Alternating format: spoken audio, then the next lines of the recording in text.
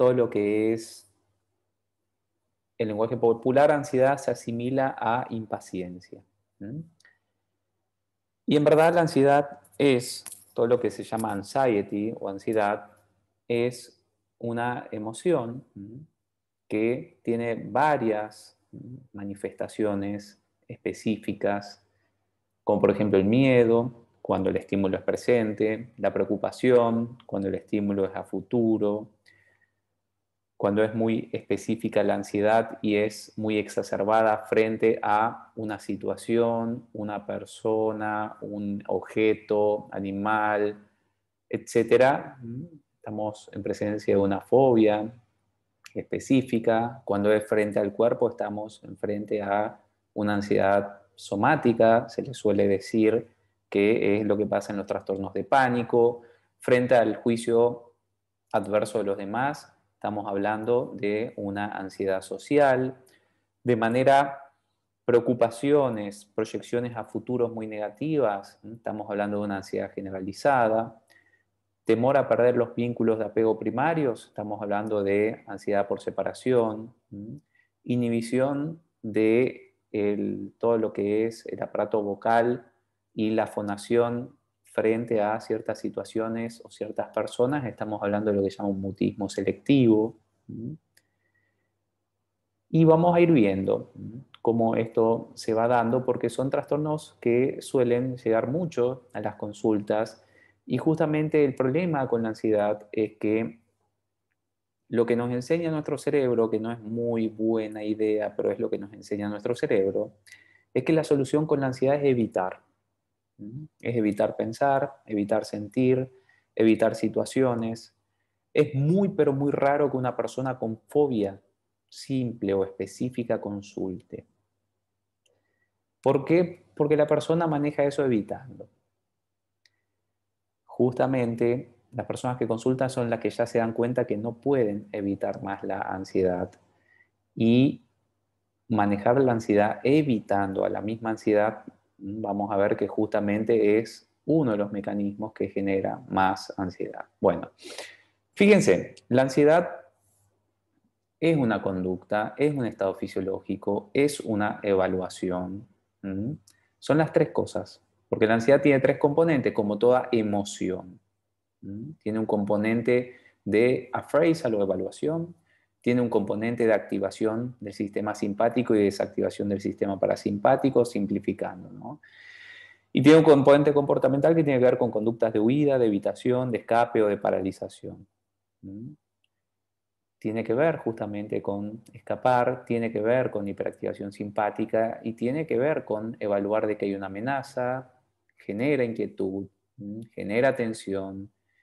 Y generalmente una de las causas de la ansiedad es creer o asociar que algo malo va a pasar. La ansiedad es una emoción.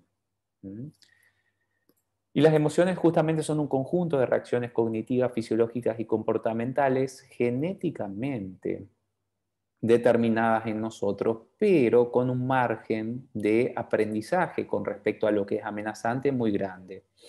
Pregunto, ¿quién de ustedes tiene un gato, por ejemplo? Digo genéricamente, puede ser gato o gata. Yo, no, aquí no hay.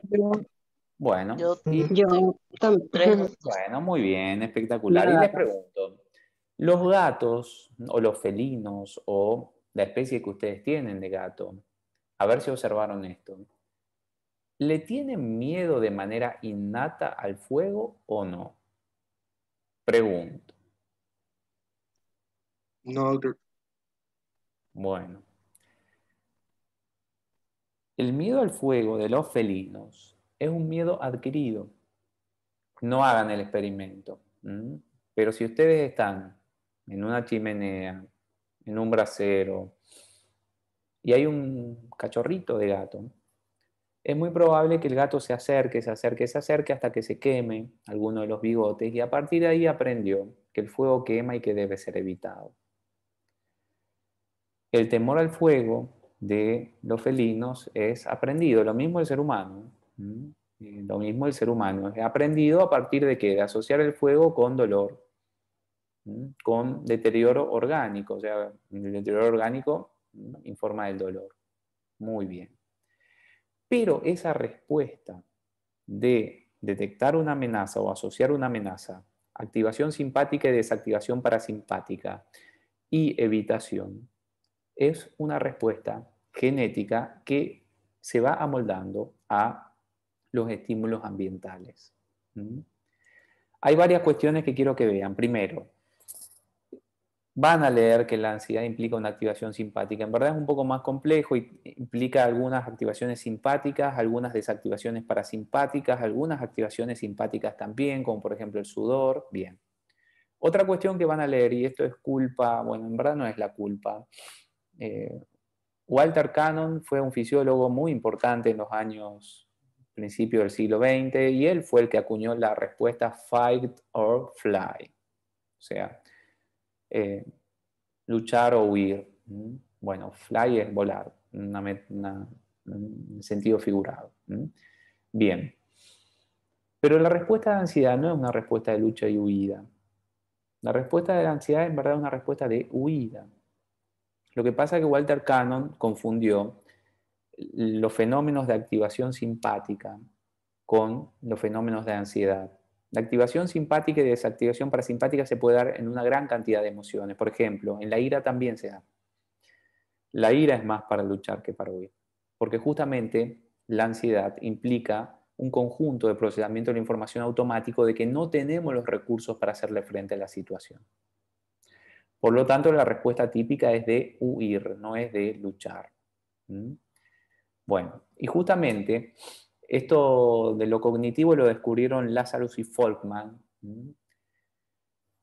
que en nuestro cerebro, en ciertas regiones, principalmente regiones vinculadas con la parte prefrontal, pero también con la parte de la corteza cingulada anterior, que también es prefrontal, o la parte de las amígdalas y las ínsulas.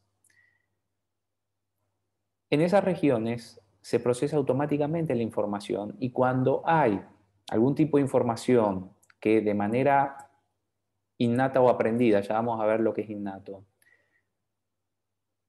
nos dice que es un estímulo aversivo y que no tenemos los recursos para hacerle frente, generalmente activa y desactiva un conjunto de reacciones fisiológicas y esto motiva y prepara e induce a comportamientos de evitación, de escape o también de congelamiento en el caso más extremo.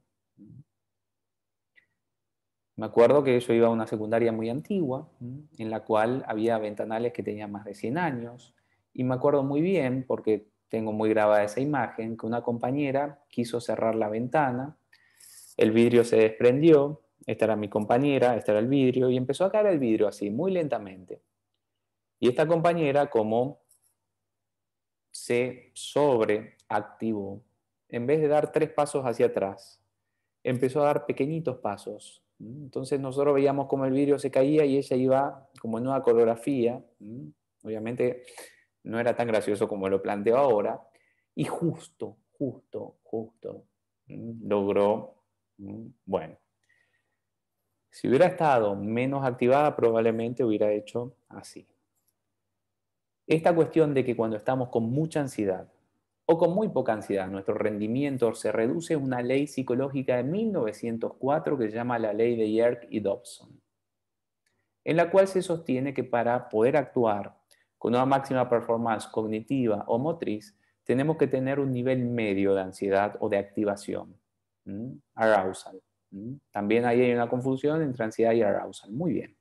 Bueno, acuérdense, esto muy someramente, generalmente para que haya ansiedad tenemos que justamente pensar que va a pasar lo peor. Esto es una predicción automática del cerebro y que no tenemos los recursos para hacerle frente. Por lo tanto, lo que tenemos que hacer es evitar, huir, escapar. En el caso de la ira, es un poco al revés. Evaluamos que va a venir un obstáculo, una amenaza externa, algo que nos va a quitar un privilegio. Generalmente la ira es quita de privilegio lo que más la genera. Algo que consideramos que no es como debe ser. pero que tenemos los recursos para hacerle frente. Por lo tanto, atacamos. Es una disposición emocional totalmente distinta y que inhibe la ansiedad. Y la ansiedad inhibe la ira también. Se encuentra en inhibición recíproca, se descubrió en 1950 esto.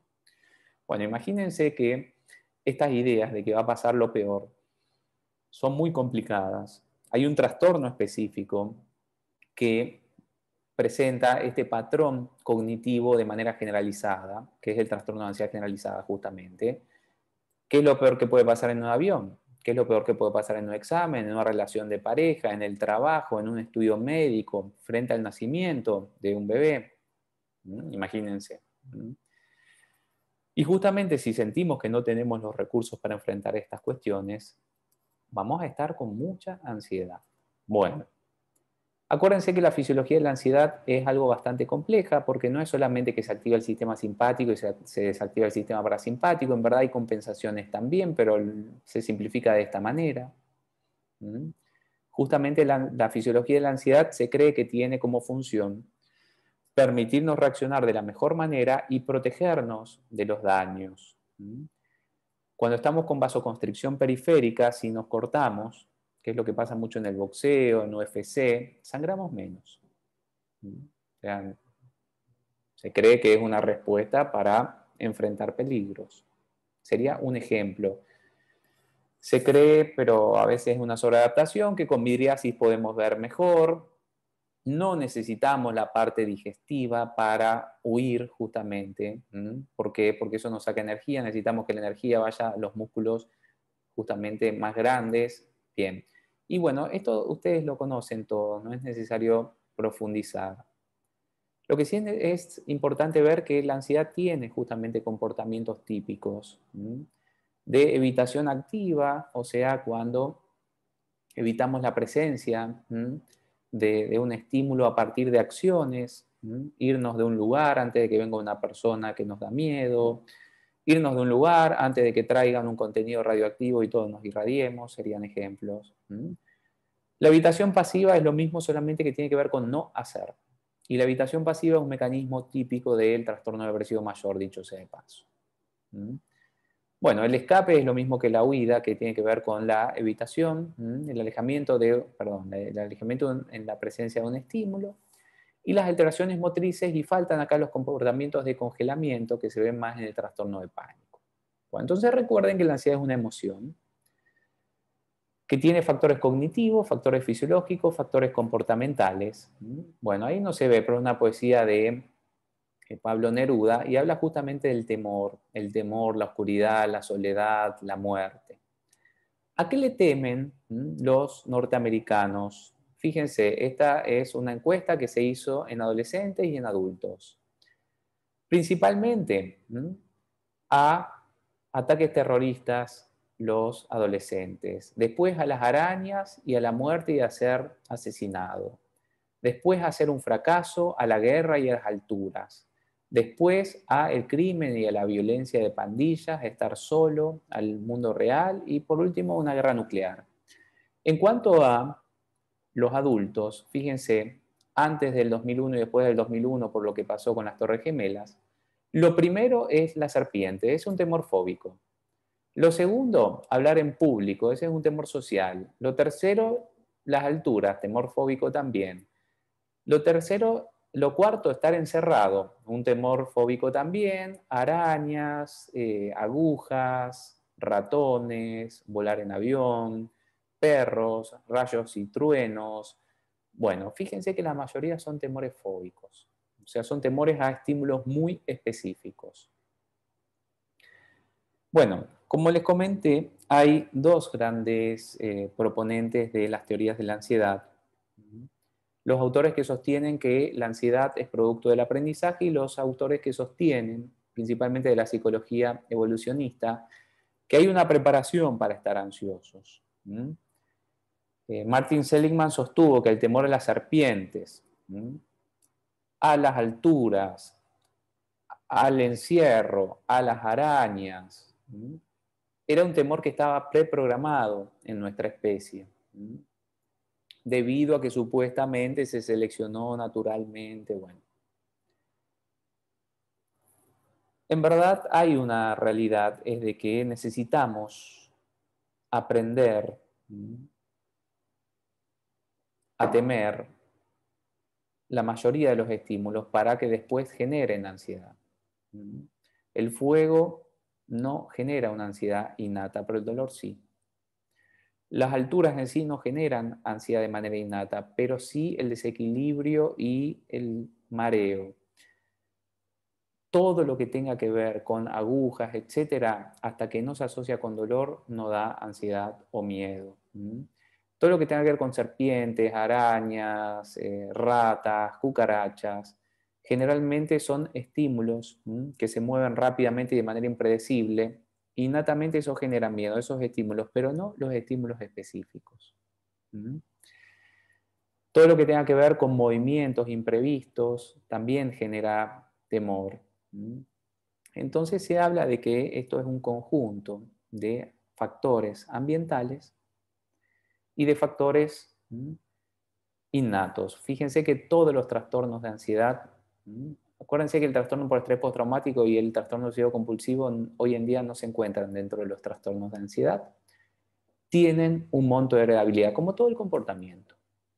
Como todo el comportamiento. Cuéntenme, ¿cuánta ansiedad le genera esto? ¿Algún voluntario o voluntaria que quiera comentarme cuánta ansiedad le genera esto? 0.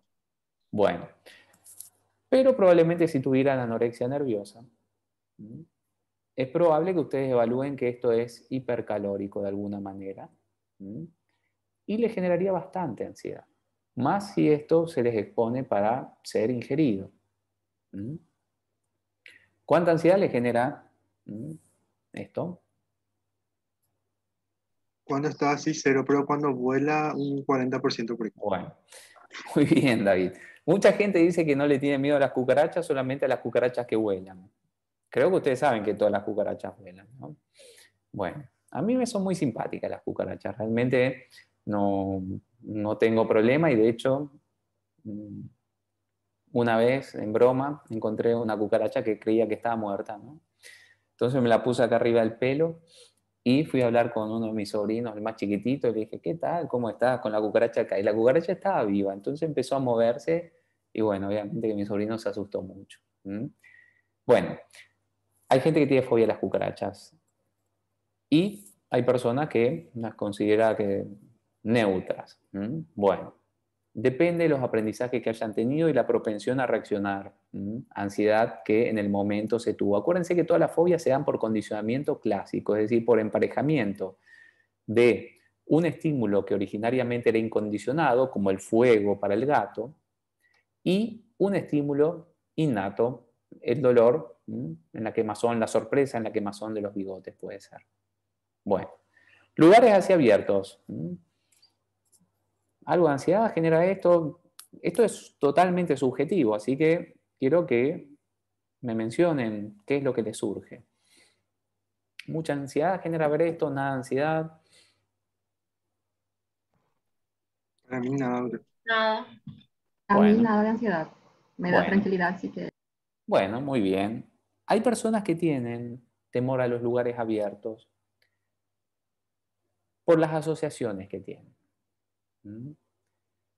Generalmente los lugares abiertos se supone que son seguros, pero para algunas personas que tienen trastorno de pánico y que dentro del trastorno de pánico se le produce midriasis y estar en un lugar abierto con mucha luz induce a sentir y a que se asocien automáticamente esta luminosidad con toda esa fisiología del pánico. Las personas que tienen trastorno por desrealización y despersonalización tampoco les gustan los lugares abiertos y principalmente con luz. ¿Por qué? Porque son lugares que inducen a la desrealización y a la despersonalización. Por la misma razón que los pacientes con trastorno de pánico.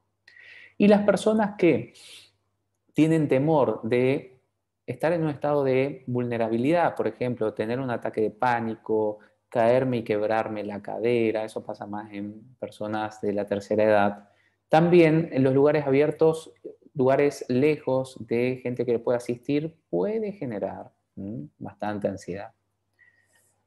¿Hay este tipo de serpiente en Paraguay, sí o no? ¿Qué saben de esto? Cascabel, creo que sí. Bueno, según lo que he leído, nunca vi, pero se supone que hay estas serpientes, las famosas rattlesnakes. Bueno,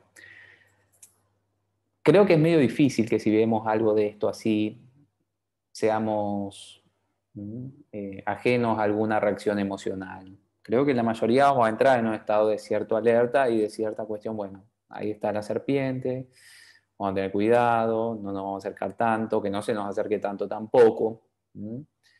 Porque bueno, creo que la mayoría sabemos que esta serpiente puede matarnos si nos muerde.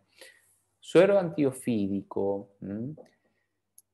Hay suero antiofídico en el hospital regional, en las unidades, en las, ¿cómo se llama? Unidades de salud familiar, USF me parece que se llaman. ¿Hay suero antiofídico? ¿No hay suero? ¿Qué saben ustedes? Cuéntenme. Creo que hay un suero, doctor, pero, o sea, hay varios tipos de suero, pero uno de los sueros que, según lo que yo sé, que es como para dos tipos de serpientes, si no me equivoco. Y si es de Ujú. otro tipo, creo que deberían de traer de otro lugar o algo así. Bueno, bueno, pues me acuerdo, dio la casualidad cuando teníamos clases presenciales, fue en el 2019 exactamente, que una vez entramos al salón y había una ampolla ya usada de suero antiofídico. Ahí estaba, arriba de la mesa. Bueno, según lo que tengo entendido, salvo que haya cambiado el panorama, me parece que no. Hay algunas serpientes que, frente a las cuales tenemos suero antiofídico, por ejemplo, creo que la cascabel, la yarará también, y hay otras serpientes que no, por ejemplo, la coral tiene un ángulo de mandíbula muy pequeñito y es muy raro que muerda con éxito a alguien, algún ser humano. Pero si nos muerde, según lo que tengo entendido, el suero lo hacía Pfizer y lo discontinuó. Así que, salvo que esto haya cambiado, estamos un poco complicados. En cuanto a serpientes venenosas en Paraguay, creo que hay. Todo lo que es yarará, que en Argentina le decimos yarará, bueno, pues también hay allá. Cascabel, coral, ¿y hay alguna más? Creo que no, ¿no? Venenosa, o sea, con veneno, con capacidad de inocular una sustancia tóxica, generalmente neurotóxica, todos los venenos de serpientes suelen ser así. Bueno, no creo que... Doctor, Sí. no creo que sea algo de ansiedad, pero a mí personalmente desde hace mucho tiempo ver fotos de serpientes es algo que yo específicamente sé que me da fobia, pero ver fotos así de serpientes me incomoda mucho hasta el punto de que a veces me da incluso náuseas o a veces no puedo ni comer después de ver Bueno, una foto de serpiente. bueno, Belén, ya sacamos, por suerte. Bueno, Eh, sí, o sea, es una reacción. Puede ser ansiedad o la otra opción puede ser asco, lo que se llama disgusto. Se le dice así, disgust. Es otra emoción que tenemos y que generalmente tiene mucho que ver con todo lo que es náuseas, vómitos. Todo lo que es asco pasa más en estímulos que son biológicamente aversivos.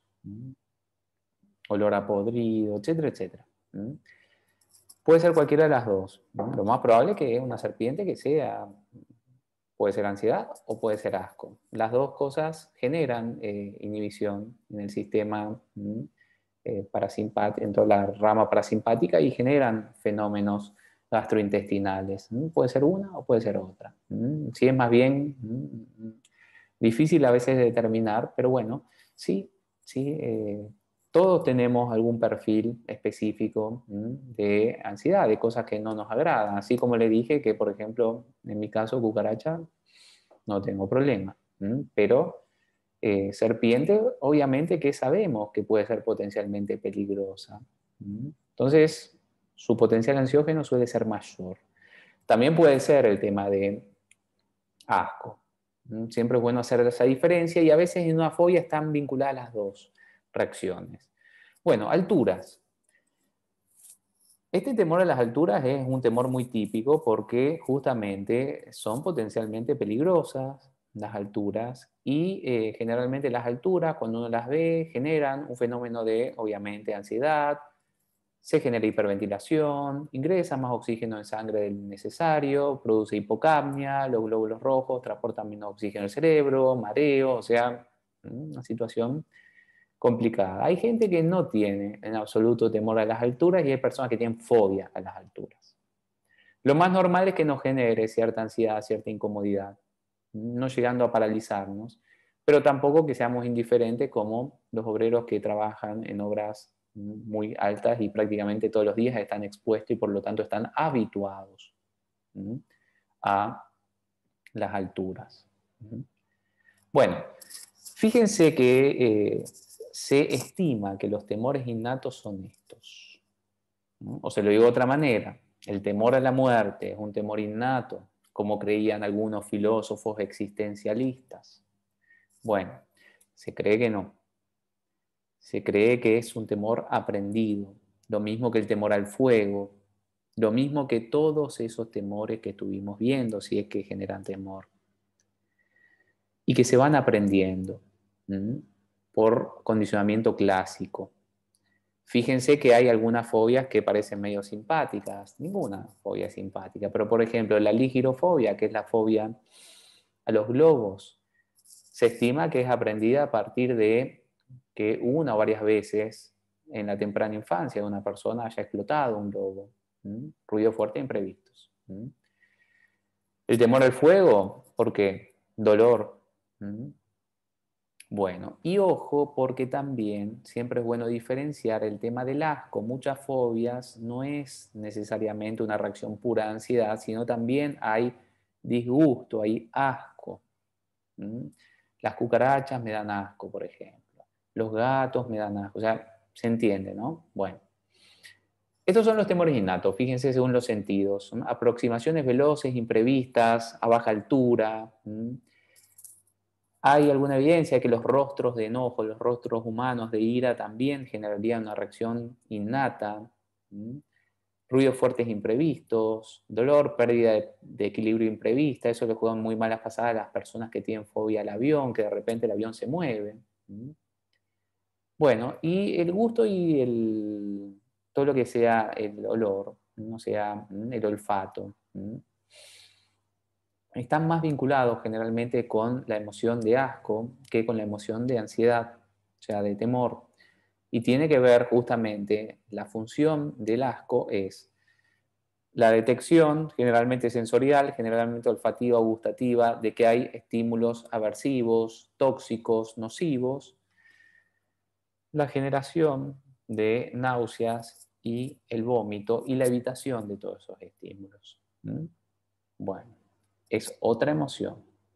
Bueno, entonces acuérdense que en gran medida temer es recordar. Temer es recordar, tiene que ver con algo aprendido. Y si los temores se aprenden por condicionamiento clásico, se estima que se pueden extinguir. Y no es que se estima, se pueden extinguir también. Podemos temerle a todo y también podemos dejar de temerle a todo con la adecuada habituación. Un ejemplo. Condicionamiento clásico, ¿vieron un poco en fisiología? ¿Vieron en neurología? Cómo uno, a partir de emparejamientos de estímulos, el valor de un estímulo pasa a otro estímulo que no tenía ningún valor. Por ejemplo, fíjense, la jeringa para un bebé, la jeringa en sí, ver la jeringa es un estímulo neutro. Bueno, sentir que ese estímulo aplicado a la piel duele, justamente genera un condicionamiento clásico. De ahí que la mayoría de los niños no son ajenos a una jeringa si tuvieron experiencias de estar vacunados. Y justamente lo que genera esto es que uno quiera evitar esto, y cuando uno evita el estímulo ansiógeno, baja la ansiedad y eso se refuerza de manera, se llama refuerzo negativo el esfuerzo por alivio. Entonces, justamente, esto que dicen las abuelas, de que para superar los miedos tenemos que enfrentarlos, es fisiológicamente cierto. El mecanismo por el cual esto se produce fue cambiando a lo largo del tiempo y a lo largo del desarrollo de la neurología. Al principio se hablaba de extinción de la respuesta. Cuando uno se expone a un estímulo aprendido de ansiedad y no ocurre la consecuencia indeseada innata, la respuesta de a poco se va extinguiendo. En la neurología se hablaba de habituación. Un estímulo que produce una reacción cuando está presente de manera constante deja de producir esa reacción porque empieza a producir fenómenos inhibitorios para que el cerebro no se sature de información. Y hoy en día, de manera más avanzada, a partir del 2014, hablamos de aprendizaje inhibitorio. En verdad, se cree que ningún temor se borra, ni se desaprende realmente, sino que se inhibe. Entonces, una red neural generó, la asociación es la que generó el condicionamiento clásico, otra nueva red neural se genera, y esto obviamente que es metáfora, ¿no? Inhibiendo esa red neural inicial. Pero si los estímulos van por este lado, puede ser que el temor se reactive. Ese es un fenómeno que se llama reactivación, está reportado de hace más de 100 años y no teníamos explicación hasta la teoría del aprendizaje inhibitorio. O sea, acá hay varias cosas interesantes. Podemos temerle a todo, podemos dejar de temerle a todo, y también los temores que teníamos y que superamos, extinguimos, nos habituamos o inhibimos, pueden reactivarse.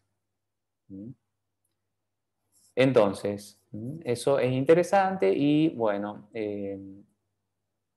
todas las terapias psicológicas de ansiedad tienen que ver con métodos de exposición a lo que la persona teme, de manera controlada, de manera voluntaria, de manera progresiva, y hoy en día también de manera potenciada. Bueno,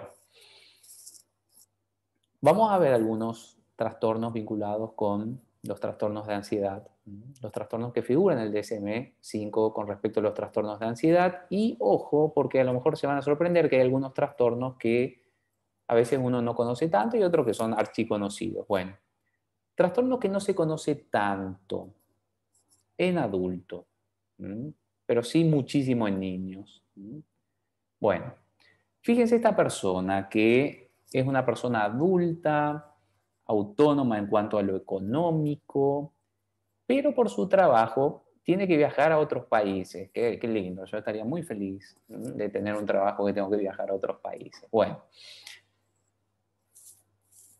pero esta persona no está nada feliz, porque asocia, obviamente, viajar a otros países a perder su vínculo de apego primario. Va a estar sola, va a estar alejada de su esposo. Y entonces empezó a tener pesadillas de estar sola, de quedarse sola, de perder a su esposo. Y no quiere hacerlo porque le da miedo esto. Le da miedo estar sola, le da miedo dormir sola. Y fíjense que está pensando en renunciar al trabajo y esto no es nuevo en ella. Anteriormente este mismo vínculo tenía con sus padres. Bueno, algo más típico. Esto es algo, bueno, no tan típico tampoco. Algo más típico es esto. Vamos por algo más típico. Bueno, esto es bien típico. Esto es bien, si ustedes se dedican al tema de niños, pediatría, por ejemplo, van a ver esto.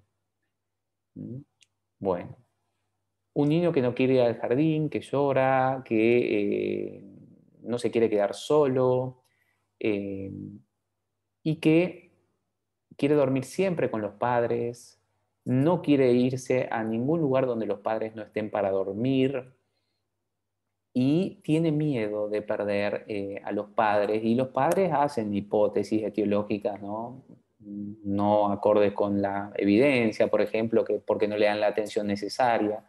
Bueno, también tiene pesadillas. Este es un caso típico. No tan típico, pero se ven estos casos también.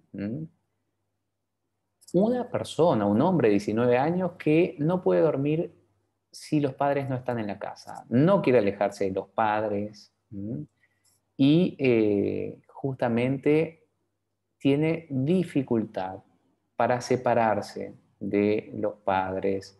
Y esto genera que esté en un estado evolutivo muy, podríamos decir, regresivo con respecto a su edad. Bueno, este trastorno es un trastorno de ansiedad que se ve mucho en niños, pero que también se puede dar en adultos. Y tiene que ver con una ansiedad excesiva e impropia para el nivel del desarrollo, vinculada con la separación de las figuras de apego. Acuérdense que nuestras figuras primarias de apego son nuestros padres o tutores, las personas que nos criaron. Pero después tenemos figuras derivadas de apego, que es nuestra pareja, si es que tenemos relación de pareja. De ahí que muchos autores precientíficos, como Freud, por ejemplo, sostenían que el modelo de mating que nosotros teníamos tiene mucho que ver con el modelo de relación que tuvimos con los padres. No es tan cierto esto, pero lo que sí es cierto es que nuestra figura de apego, cuando somos adultos, generalmente suele ser la pareja. Y en este trastorno se ve justamente eso. Y fíjense que tiene que ver con miedo a perder o a estar lejos de la figura de apego. No solamente tiene que ver con el miedo a estar lejos, tiene que ver también con una preocupación excesiva de que la figura o las figuras de apego mueran o les pase algo malo. Esta preocupación excesiva hace que la persona esté todo el tiempo pensando o habitualmente pensando en estos temores y que tenga también temor de estar solo y que tenga también pesadillas y que cuando estos temores se activan, sea por las cogniciones, sean por una situación ambiental de alejamiento, se produzcan síntomas físicos justamente vinculados con la activación simpática y la desactivación parasimpática. Este es un trastorno que se ve muchísimo en niños y en adultos se ve a veces. Generalmente en adultos es muy comórbido con trastornos de la personalidad como trastorno límite, trastorno evitativo de la personalidad y trastorno de la personalidad por dependencia. También suele ser comórbido en adultos con trastorno de ansiedad generalizada. Bueno. Y es un trastorno que tiene un tratamiento efectivo que justamente tiene que ver con aprender estrategias cognitivas y comportamentales para afrontar estas separaciones. Bueno, acuérdense que para que esto se dé en un niño o en un adolescente se tiene que producir un mes, mientras que para un adulto tiene que ser por lo menos 6 meses.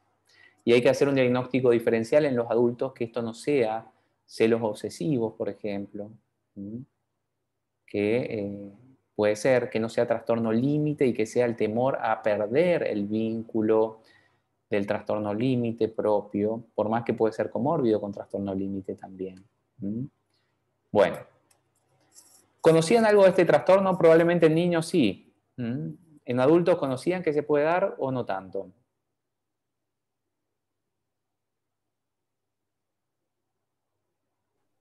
Sí, No tanto, la verdad. Bueno, en adultos también se puede dar. Solamente que es raro que la persona consulte por esto porque generalmente lo que hace la persona cuando tiene esto es tratar de no separarse de sus vínculos de apego. Bueno, muy bien. doctor, tengo una pregunta. ¿Sí? Sí. En el caso de los adultos, las personas que tienen este trastorno, ellos se dan cuenta, o sea, se pueden dar cuenta de que sus conductas, digamos, no están acordes a la mayoría. Bueno, en la mayoría de los casos hay un adecuado insight. O sea, la persona sabe esto y hasta incluso lo remite a experiencias infantiles que también le sucedía esto. Es difícil porque generalmente, por más que la persona admite esto, es muy raro que la persona busque ayuda específicamente por esto de una manera no presionada por el ambiente. Generalmente suele pasar esto, por ejemplo. que la persona se ve presionada por el ambiente y a veces recurre o pide ayuda, pero la mayoría de las veces las personas lo que hacen, y es obviamente algo que no es bueno, es renunciar al trabajo en vez de enfrentar esto. O sea, es difícil, la ansiedad por separación es difícil porque por más que la persona en general tiene un insight de que no es adecuado, lo que trata de hacer es evitar el temor en vez de justamente hacerle frente a esta situación. Y generalmente, obviamente, que hay un entorno que refuerza esto, porque ustedes saben, si ustedes llegan a tener un hijo con este problema, ustedes saben que además de buscar ayuda, la idea es ayudarle a exponerse a lo que teme, ayudarle a habituarse a estar lejos de los padres y no irlo a buscar al jardín, o sea, se entiende, ¿no? Bueno. Esto que estamos viendo acá generalmente se confunde con lo que se llama ansiedad social o fobia social, pero tiene una característica muy típica que fíjense que tiene que ver con la dificultad o la inhibición del habla frente a personas que son evaluadas automáticamente como amenazantes. Mujer extraña atractiva. Bueno, cuanto más le gusta a la persona, cuanto más le interesa, más paralizada la persona se queda y no puede hablar. Bueno, justamente fíjense el costo que tiene esto, que la persona nunca pudo tener una pareja, nunca pudo tener relaciones sexuales y la persona se siente muy mal con ella misma y pensemos que es una persona de 38 años. Bueno, esto es más típico. Una persona, un niño, que no puede hablar frente a figuras de autoridad. Y fíjense que es como que se siente paralizado. En este caso también, un niño que le va muy bien en la parte escrita, pero cuando tiene que ser evaluado de manera oral, leer, dar un discurso, responder preguntas, tiene mucha dificultad y prácticamente no puede emitir palabras. Bueno.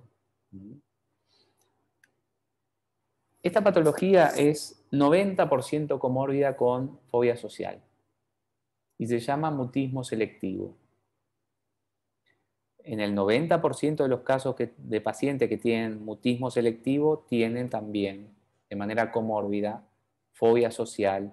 Y tanto es así que hasta se cuestionó en su momento si este era un diagnóstico legítimo. ¿Por qué?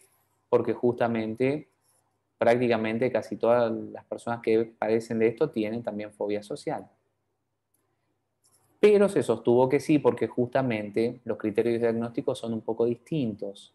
El fracaso para poder iniciar el habla en situaciones sociales específicas, amenazantes, y tiene que durar por lo menos un mes y no se debe, o sea, por una cuestión adaptativa, no se cuenta el primer mes de la escuela. Además, el aparato fonológico tiene que estar conservado y la persona tiene que poder justamente hablar con otras personas. Por eso se llama mutismo selectivo. La base del mutismo selectivo es la ansiedad. Es la inhibición que genera una ansiedad muy intensa en el aparato fonador. Bueno, acuérdense que nosotros podemos temerle a todo. Cualquier estímulo, si se asocia con esos estímulos innatos que vimos, puede convertirse en un estímulo fobígeno. Fíjense que cosas que quizás para ustedes significan cosas positivas, como por ejemplo gatos, hay personas que asocian esto con ansiedad y con asco. Acuérdense que las fobias también pueden estar acompañadas de asco también. Bueno, y fíjense que las fobias típicamente generan conductas de evitación. Es muy raro que una persona con fobia busque ayuda profesional, es rarísimo. Ustedes dirán, ¿por qué? Porque la persona aprende a evitar esto. ¿Es una buena estrategia? No, no es una buena estrategia, pero es lo que está reportado. Acuérdense que los tratamientos de ansiedad actuales, basados en la evidencia, nacieron inicialmente en los años 50 como tratamientos de fobias específicas. Y acuérdense que hay un caso que no se sabe bien, porque hoy en día no es éticamente permitido hacerlo, de John Watson. John Watson es este que está acá. Por más que está con una máscara, así que no lo van a poder reconocer. Acá está John Watson. John Watson, este niño que está acá se llamaba Albert. Y John Watson probó, por lo menos según sus reportes, no se pudo replicar el experimento, ya se darán cuenta por qué, de que se pueden crear fobias artificiales, o sea, de que uno puede crear fobias.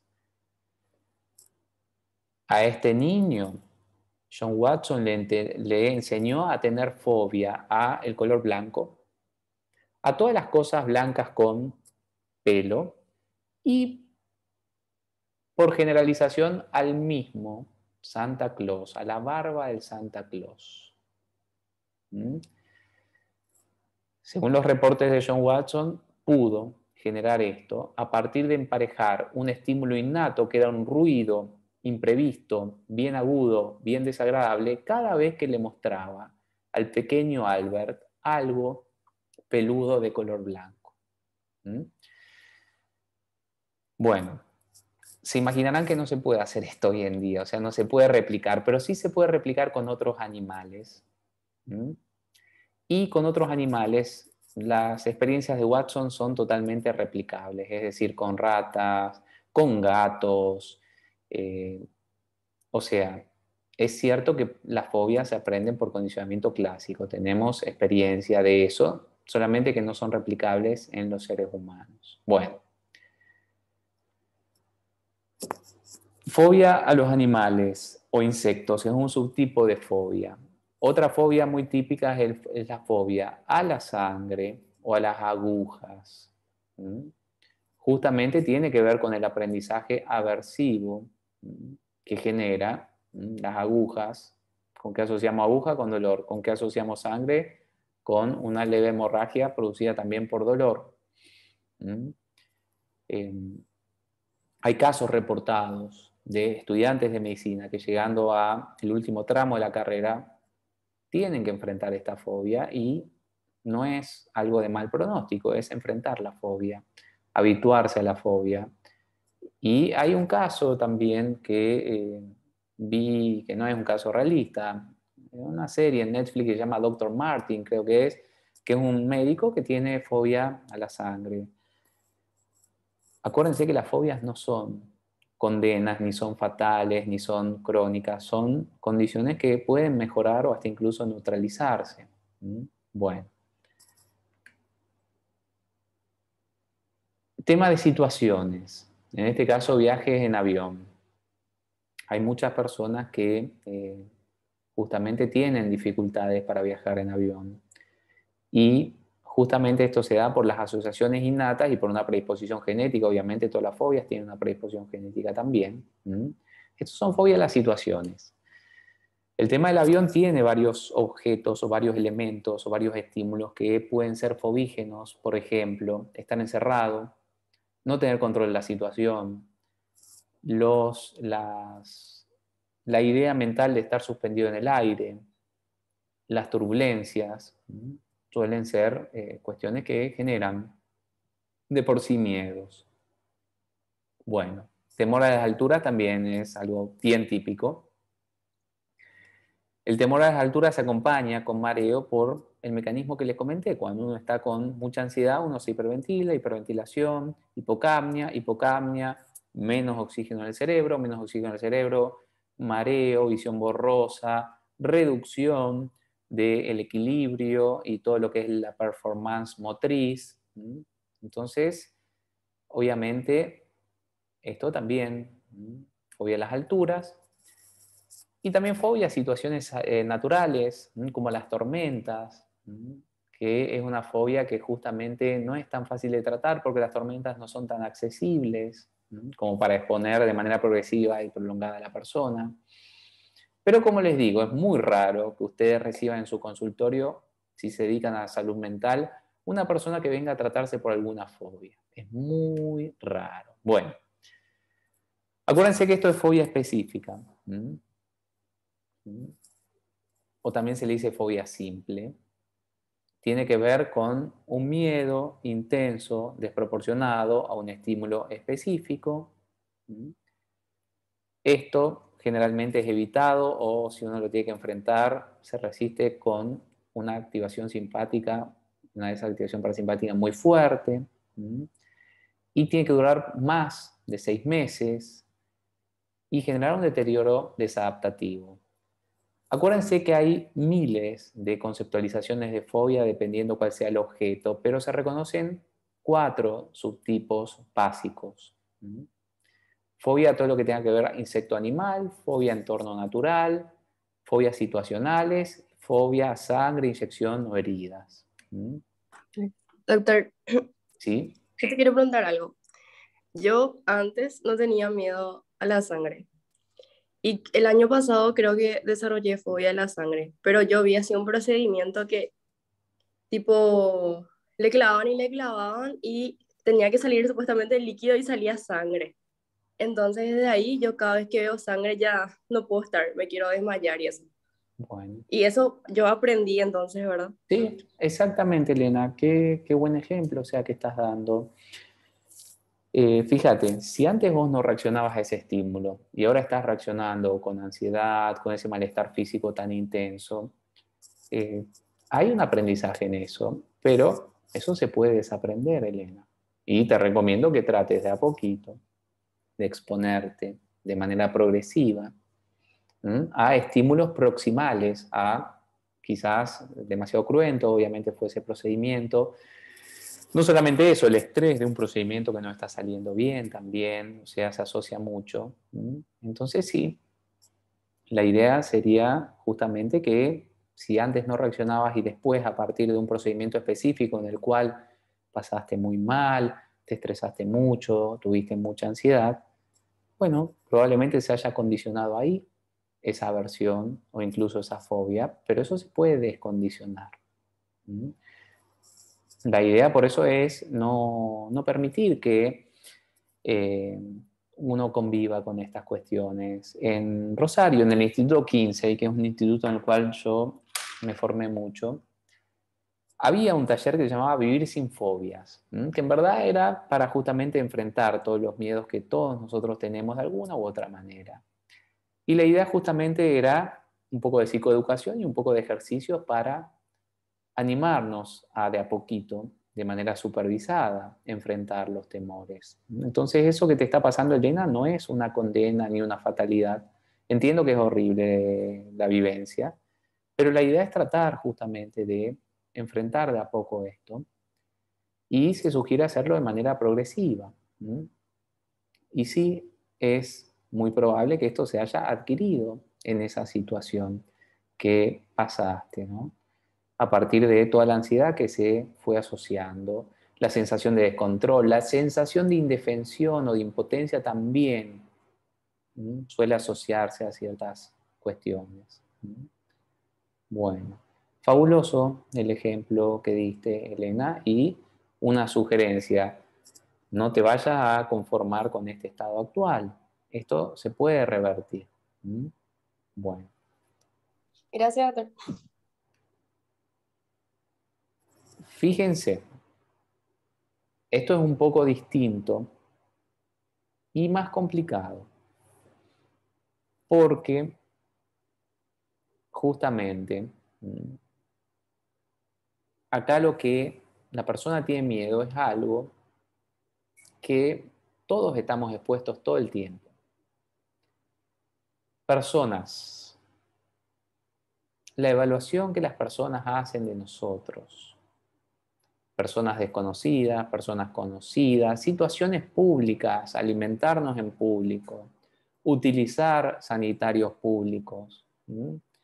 Yo tengo un chiste, bueno, yo creo que ya les conté que tengo un humor que es medio egocéntrico, nadie comparte conmigo, pero en fin, uno de los chistes que tengo es que le preguntaron a Albert Einstein cuál era su definición de libertad. Y él dijo, un baño libre, solo para mí. Bueno, bien, ese es el chiste. Bien. Estas situaciones así sociales suelen ser propias o suelen disparar ansiedad. Para colmo, la misma ansiedad genera ansiedad, principalmente en esto que es fobia social, el rubor, el sudor, la taquicardia. Fíjense en este caso, náuseas, creo que no dice rubor, sí, dice ahí, bueno. Y estar muy pendiente de lo que piensan los demás de nosotros, que es totalmente incontrolable. Ese es el problema con esto. Todo el mundo nos dice que no nos tiene que importar lo que piensan los demás de nosotros. Bueno, pero, salvo que sean muy raros ustedes, muy anormales, muy extraños, el ser humano tiene una propensión innata a que le importe lo que piensan los demás, porque justamente se cree que cuando surgimos como especie, si una persona del grupo nos rechazaba, o nos mataba el grupo, o nos abandonaban, que era lo mismo que morir. Se cree que por eso somos tan reactivos socialmente. Bueno, fíjense este segundo caso, un hombre que nos dice que no se siente tan apto para desenvolverse con las personas, que las personas desconocidas le generan mucha ansiedad, incluso gente así que uno trata instrumentalmente en la caja del supermercado, puede ser, bueno, y que hablar en público le es imposible, que se activa tanto, acuérdense la ley de Yerk-Dobson, cuando nuestro monto de arousal pasa lo óptimo, empezamos a tener dificultades cognitivas y motrices. Bueno, esto le está influenciando a esta persona en todo, en hablar en público, en tener pareja. Y justamente el problema con la ansiedad social o la fobia social es que se refuerza por el entorno, porque justamente uno pasa mal socialmente y se siente ridículo y se siente evaluado de manera negativa. Bueno, fíjense este otro caso que tiene más que ver con cuestiones públicas, como por ejemplo ir a baños públicos. Esto se le decía también de una manera que no es muy técnica, el síndrome de la vejiga inquieta o de la vejiga ansiosa. No, olvídense de eso, se les cuento como una cuestión. Justamente, todo lo que sea utilización de lugares públicos, alimentación, baños públicos, también puede generar ansiedad social. Mucha gente con ansiedad social nos dice que lo que tiene miedo es de encontrarse en lugares públicos con gente ya conocida porque no sabe cómo actuar y ya se ruboriza y ya la persona conocida se da cuenta que uno está incómodo y está con ansiedad. Bueno. Y fíjense que esta persona también, un caso típico de fobia social. Bueno, la fobia social o el trastorno de ansiedad social parece un trastorno bastante benevolente. Sin embargo, es muy difícil de tratar y la mayoría de los especialistas, no sé, Newman, Hoffman, lo consideran un trastorno crónico que mejora mucho, pero que nunca se puede transformar a una persona con ansiedad social, por ejemplo, en una persona histriónica, que es el otro polo.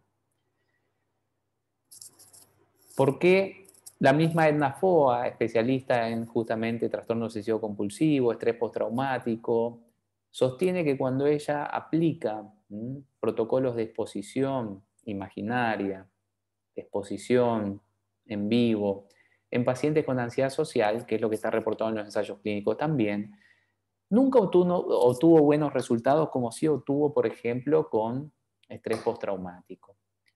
Y lo que decía Nafo y es interesante, es el estrés postraumático parece algo devastador e intratable, sin embargo, hasta incluso puede remitir, mientras que la ansiedad social, que parece algo más simpático, generalmente no hay casos de remisión, o sea, es considerado un trastorno crónico. Bueno, fíjense que cuáles son algunos ejemplos dados: mantener una conversación, reunirse con personas extrañas, ser observado comiendo, bebiendo, fotos en redes sociales, fotos en el perfil de WhatsApp, por ejemplo. Entonces, justamente esas cuestiones son las que suelen generar problemas en esta cuestión de lo social. Fíjense que para que haya esto tiene que ser persistente, tiene que durar 6 o más meses, tiene que generar mucho malestar y hay que ver si es solamente de actuación o es también justamente bien específica, por ejemplo, solamente hablar en público o ser visto en público, etcétera, etcétera. Bueno.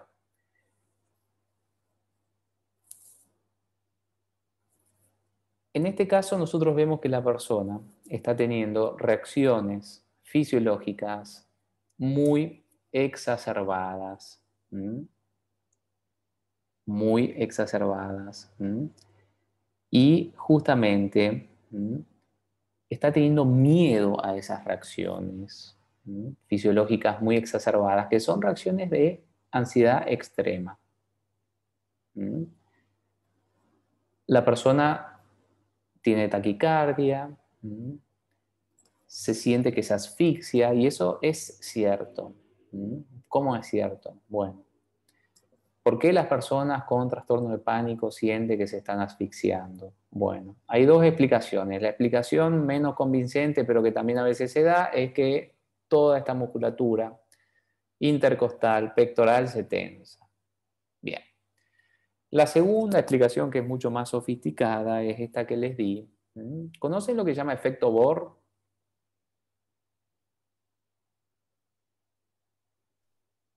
No, doctor. Bueno.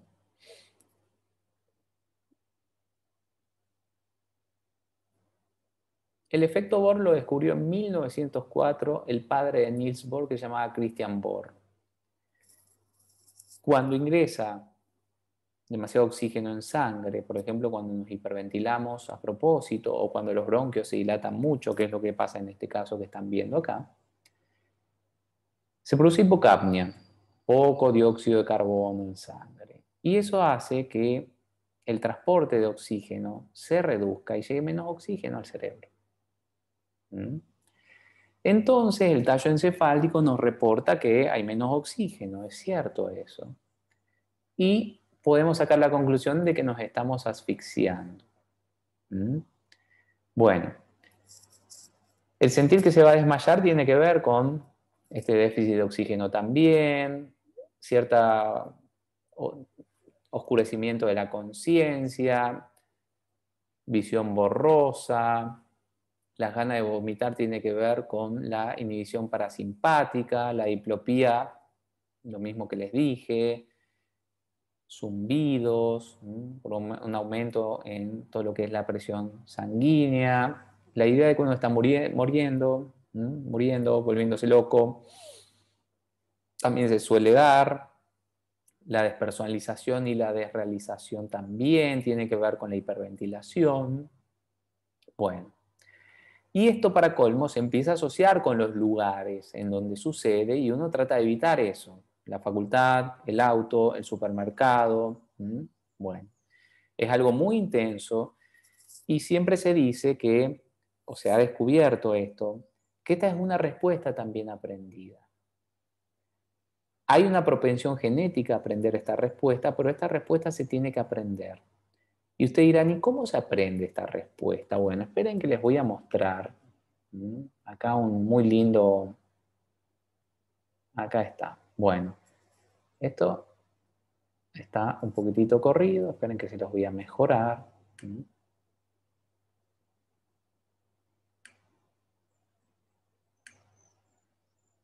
Ahí estamos.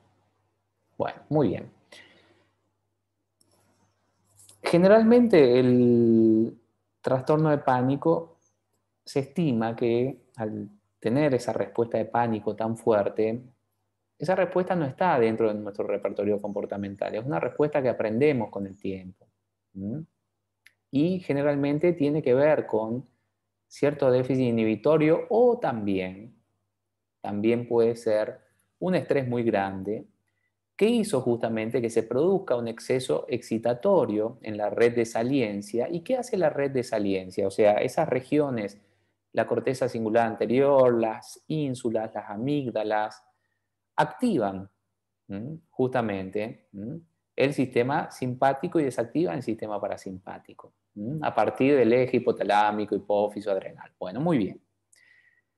Pero esa red de saliencia empieza a asociar esa activación simpática y desactivación parasimpática con peligro. Y entonces empieza a producir un bucle.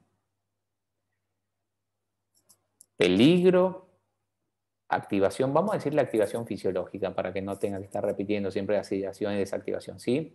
Peligro, activación fisiológica. La activación fisiológica es evaluada en la red de saliencia como peligrosa, mayor activación fisiológica, mayor evaluación de peligro, mayor activación fisiológica, mayor evaluación de peligro. Bueno, ataque de pánico. Esto es muy interesante porque justamente el tratamiento del pánico es romper este bucle a partir de que la activación del sistema simpático deje, o sea, pierda justamente saliencia en la red de saliencia. Este es un modelo de ansiedad generalizada, pero que también se aplica al trastorno de pánico. En el trastorno de pánico no necesariamente tiene que haber un déficit inhibitorio de esa prefrontal, ventromedial y dorsolateral. ¿Sí? Bueno, entonces, a ver. Bien. En este caso son trastornos, en este caso es un pánico que generalmente tiene detonante, porque pueden tener detonantes, pueden no tener detonante. Y justamente la idea es enseñarle a las personas en qué consiste esto y que esto, así como fue aprendido, se puede desaprender. Bueno, y también, justamente, por más que las personas con trastorno de pánico tengan y sepan que tienen trastorno de pánico, es muy difícil hacerle frente en el momento.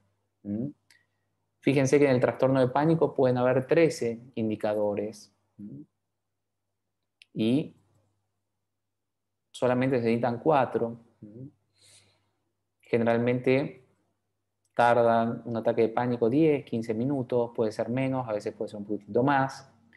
Y fíjense que son todas manifestaciones de hiperactivación simpática y de inhibición parasimpática, ¿no? Palpitaciones, golpeteo en el corazón, taquicardia, sudoración, es una compensación parasimpática, temblores o sacudidas, dificultad para respirar o asfixia, sensación de ahogo, dolor o molestias en el tórax al estilo de un angor pectoris, náuseas o malestar emocional, abdominal, acuérdense que eso tiene que ver con la inhibición parasimpática, el mareo que les dije por qué se produce, ¿no?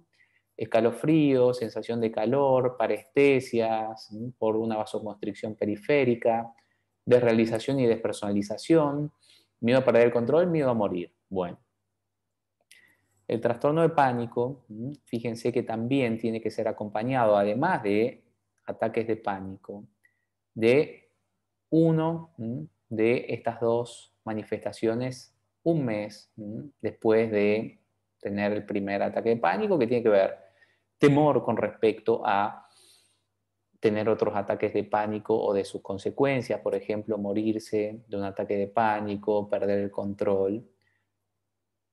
La otra opción es un cambio desadaptativo, evitar, por ejemplo, hacer ejercicios, evitar situaciones no familiares. Acuérdense que hacer ejercicio físico se asocia mucho con esto. Mucha gente deja de hacer ejercicios físicos. Bueno.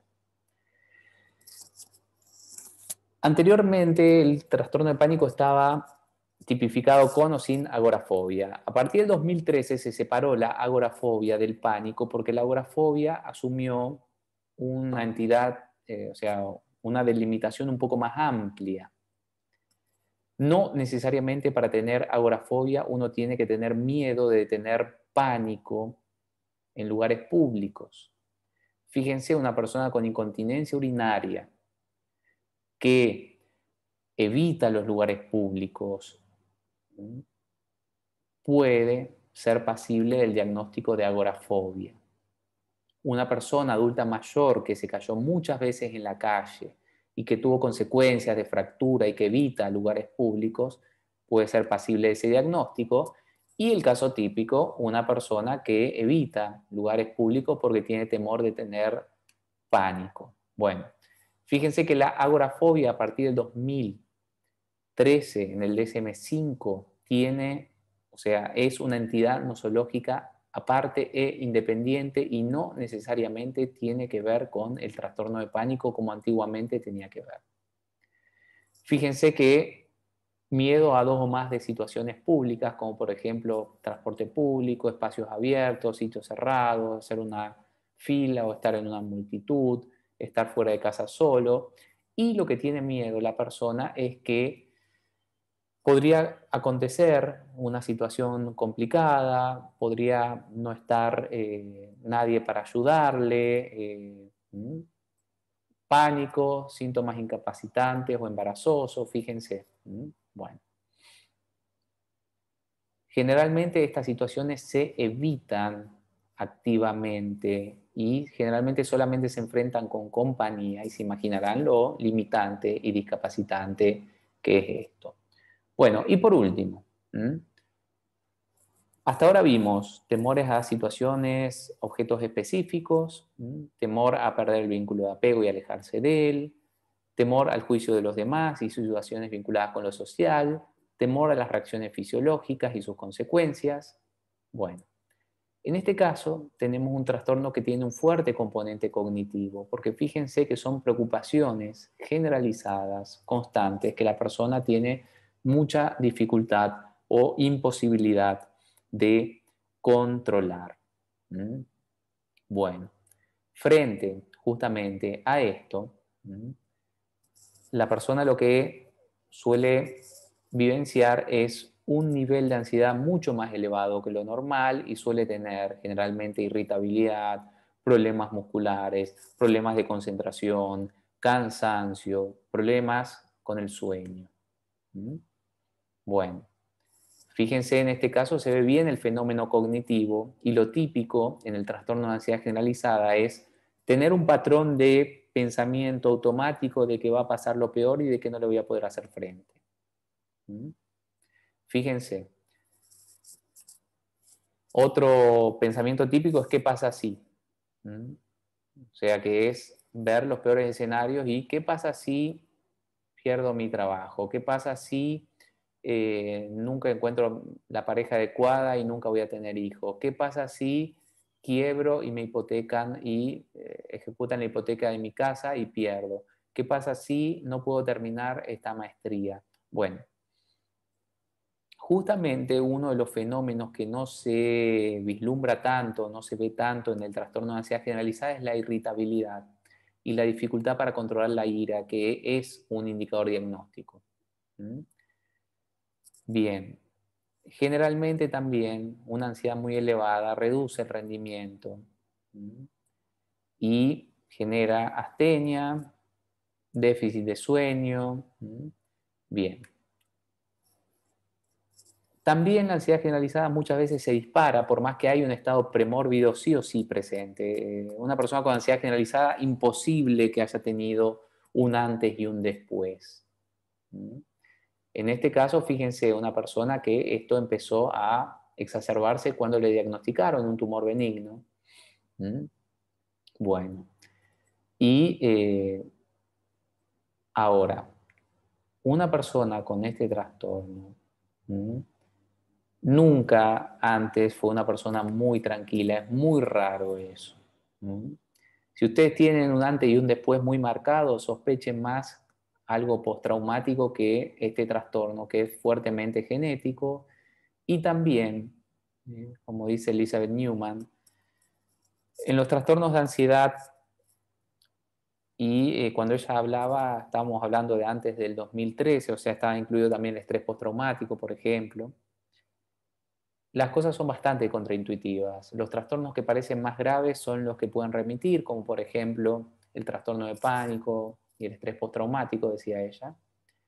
Y los trastornos que parecen más leves o más manejables son los que suelen cronificarse. El trastorno de ansiedad generalizada es un trastorno que se considera crónico. La fobia social o la ansiedad social también se considera un trastorno crónico. Entonces la idea es ayudarle a la persona a que reduzca su nivel de ansiedad, pero hay un patrón típico de activación que es bien fisiológico, es bien genético. Fíjense, una ansiedad y preocupación excesiva tiene que durar por lo menos 6 meses y tiene que ser 3 o más. Inquietud o sensación de nerviosismo, de que algo malo va a pasar, de activación. Astenia. Dificultad para concentrarse o tener la mente en blanco vinculada con preocupaciones constantes. Irritabilidad y accesos de ira. Tensión muscular generalmente en el cuello y la espalda. Y problemas de sueño, generalmente insomnio de conciliación o de continuidad. Bien, típico trastorno de ansiedad generalizada. Bueno, para finalizar, acuérdense que generalmente el inicio es muy temprano. En la mayoría, el inicio es a partir de los 11 años, 12 años, cuando ya adquirimos pensamiento lógico abstracto. Para tener ansiedad generalizada tenemos que tener pensamiento lógico abstracto. Por eso se cree que generalmente es un trastorno que empieza a partir de los 11, 12 años. Bien.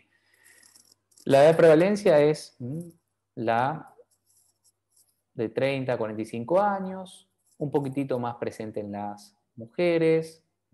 Bueno, y esto de las diferencias por razas, bueno, es algo altamente prevalente. Y fíjense la epidemiología por trastorno. Fíjense que hay casos que son muy presentes, algunos obsesivo compulsivo, estrés postraumático, hoy en día ya no se consideran más trastornos de ansiedad. Bueno, son altamente comórbidos también, 2/3, o sea, prácticamente casi 70% de estos pacientes tienen otro trastorno. Y hay un 27% que tienen 3 o más trastornos. Eso es algo complicado. Bueno, generalmente por una cuestión funcional, las comorbilidades mayores tienen que ver con trastorno depresivo mayor. Los niveles elevados de ansiedad generan niveles elevados de cortisol. Los niveles elevados de cortisol generan algunas reacciones neuroquímicas e inmunológicas que se asocian con el trastorno depresivo mayor. Fíjense también este tema de abuso de sustancias, generalmente sustancias ansiolíticas, alcohol, por ejemplo. Y también con el trastorno límite es altamente comórbido. Bueno, algunas comorbilidades. Bueno, esto vinculado con la heredabilidad del trastorno de ansiedad generalizada. Y les comentaba esta cuestión que es muy interesante de estas características neurológicas de los trastornos de ansiedad que tienen que ver justamente, creo que está por acá está, muy bien, con una disrupción de los mecanismos inhibitorios, que son los que están en azul, y un aumento de los mecanismos excitatorios y una recursividad entre los mecanismos excitatorios que tienen que ver con la red de saliencia, el circuito del miedo se le dice, o de la alerta, la activación simpática y la desactivación parasimpática, y la red hipotálamo, hipofisaria, adrenal y la recursividad de estos fenómenos que hacen que justamente mantengan a la persona en un nivel de ansiedad más elevado que lo ideal. Este es el mejor estudio hasta la fecha, pero hay otros también que sugieren fenómenos parecidos.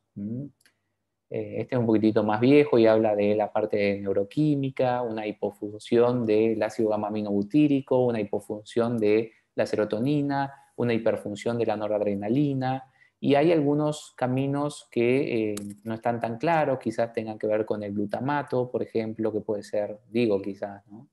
Bueno, tiene funciones excitatorias también.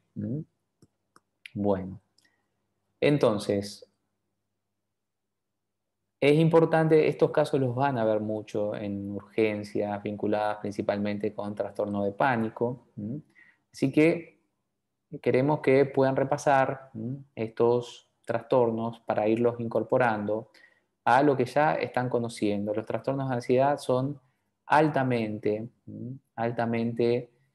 prevalentes, como estuvimos viendo, altamente comórbidos, así que tienen DSM-5, CIE-10. Fíjense que en el CIE-10 hay algunas diferencias que son interesantes. Para hacer el trastorno de ansiedad generalizada se utiliza muchísimo todo lo que es síntomas de activación simpática y desactivación parasimpática, que es interesante ver esto también.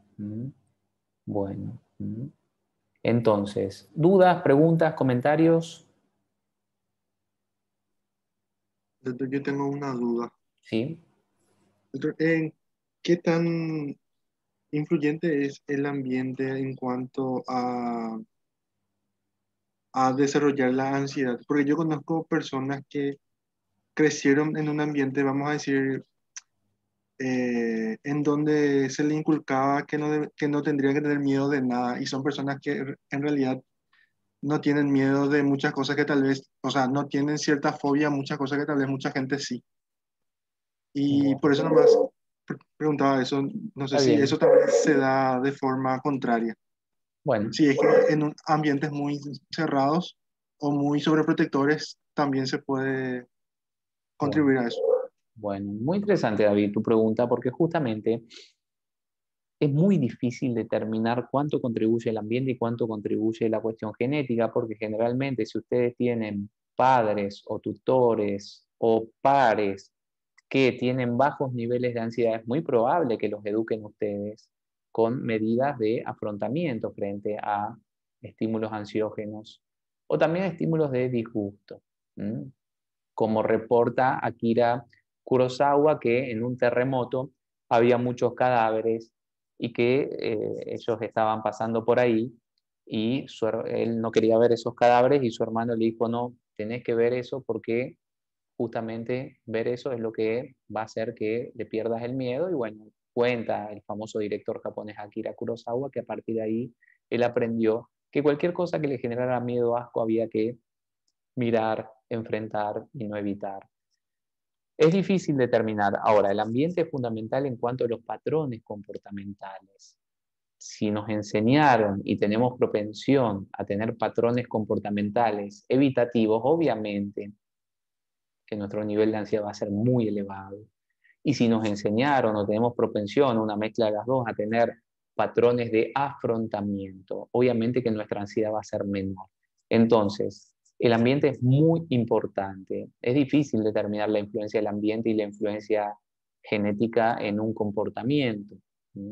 Pero sí es cierto eso, David, que uno ve que hay ciertos aprendizajes que propenden. Acuérdense, todo lo que sea evitación va a aumentar la ansiedad a mediano y largo plazo.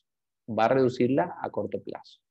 Todo lo que sea afrontamiento va a aumentar la ansiedad en el momento, pero a mediano y largo plazo va a ir reduciéndola. Así que sí, teniendo en cuenta que las psicoterapias que funcionan son psicoterapias de afrontamiento y teniendo en cuenta que en otros mamíferos se pueden generar temores, hasta incluso fobia de manera artificial a partir de enseñarle a evitar ciertos estímulos o emparejar ciertos estímulos, la respuesta de David es que sí, que el papel del ambiente es muy grande y que justamente hay que tener siempre cuidado con evitar cosas que tenemos los recursos para afrontar. Obviamente que evitar una serpiente venenosa, evitar un perro con rabia, bueno, tiene cierto sentido. Pero hay muchas cosas que son cuestiones que podemos afrontar, que tenemos los recursos para afrontar, por más que dé miedo. Hablar en público, alguna fobia específica frente a algo que no sea peligroso para nuestra vida. Entonces, tiene un factor fundamental el ambiente para consolidar o reducir esto. Bueno. ¿Preguntas, comentarios?